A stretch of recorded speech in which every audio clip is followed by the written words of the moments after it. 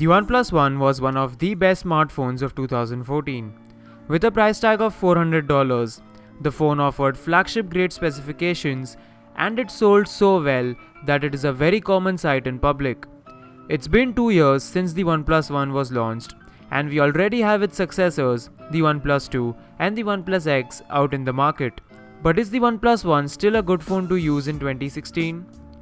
To get my answer, I switched to the OnePlus One as my daily driver, tested a few Marshmallow ROMs on the phone, and finally, here I am with my full review.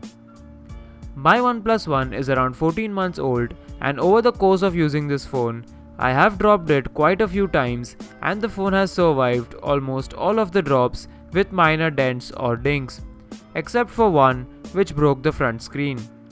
The sandstone back was something very unique to the OnePlus One at the time of its launch, and while it's not as rough or grippy as it was before, it still has proven to be durable.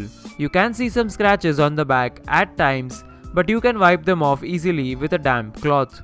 The 5.5-inch display up front might not rival the 2K displays of 2016, but it still is a very good panel. With a resolution of 1920 by 1080, it is sharp enough to look at, and the color reproduction is also not that bad.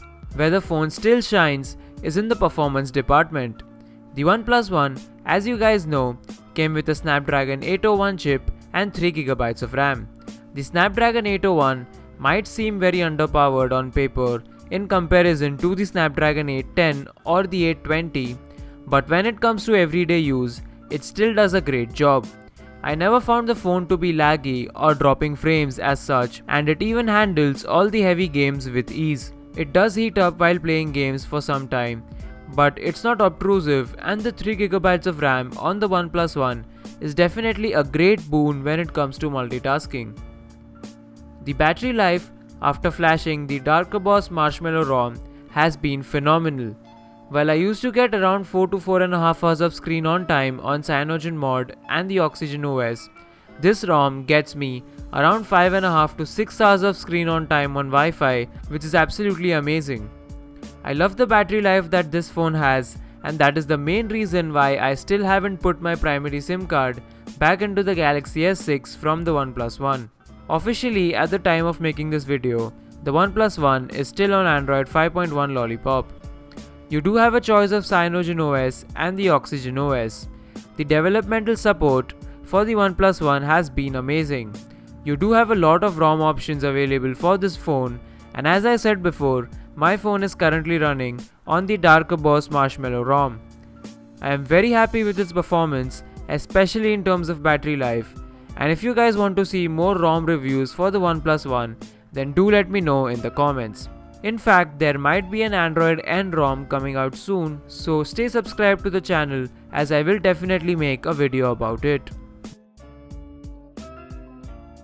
The camera on the OnePlus One was never class leading even when it was launched. It clicks good photos in the daylight, and even in low light conditions, the pictures are not that bad. It is definitely not the best, but the photos are very usable for sharing on social media. The photos are equally good, if not better, than a lot of budget smartphones which are present in its price range. On top of that, you have 4K recording, RAW support, 5-megapixel front camera, and 64 gigs of storage to store all of those photos and 4K videos. So overall, the OnePlus One is still a very capable device to use. It did play an important role in the budget smartphone market because nowadays we see a lot of manufacturers launching high-end phones for around $300 to $400. Even after 2 years of its launch, it has held up pretty well, and the developers are constantly coming up with new ROMs for this device.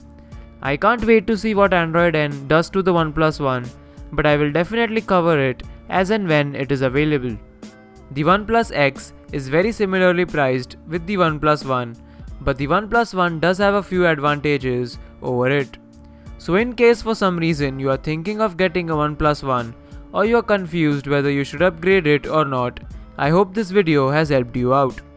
So this wraps up my video about the OnePlus One. I hope you guys enjoyed the content, and if you did, then do show your support by liking and sharing this video. Please subscribe for more OnePlus One content, and do let me know your thoughts about the OnePlus One in the comments.